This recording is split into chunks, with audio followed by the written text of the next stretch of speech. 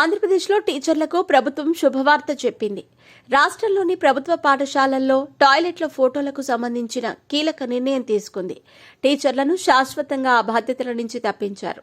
ఇకపై టాయిలెట్ల పరిశుభ్రతకు సంబంధించిన ఫోటోలు తీసి యాప్లో అప్లోడ్ చేసే బాధ్యతలను విద్యాశాఖ గ్రామ వార్డు సచివాలయాలకు అప్పగించింది. రాష్ట్ర వ్యాప్తంగా ఇకపై ఆయా సచివాలయాల్లోని educational welfare assistant, ward education కార్యదర్శి ప్రతి సోమ గురువారాల్లో పాఠశాలలను సందర్శించి మరుగుదొడ్ల ఫోటోలు తీసి అప్లోడ్ చేయాలని ప్రభుత్వం ఉత్తర్వులు జారీ చేసింది.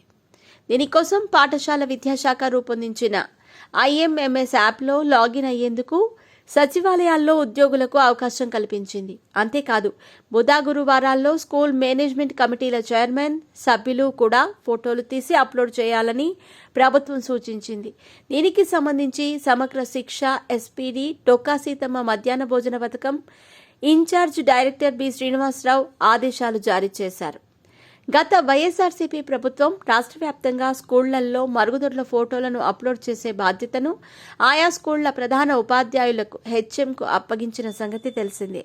అయితే తాము చదువు చెప్పేందుకు వచ్చామని మరుగుదొడ్ల ఫోటోలు తీసేందుకు కాదని ఆవేదన వ్యక్తం చేశారు. అయినా అప్పటి ప్రభుత్వం వారి గోడును పట్టించుకోలేదు.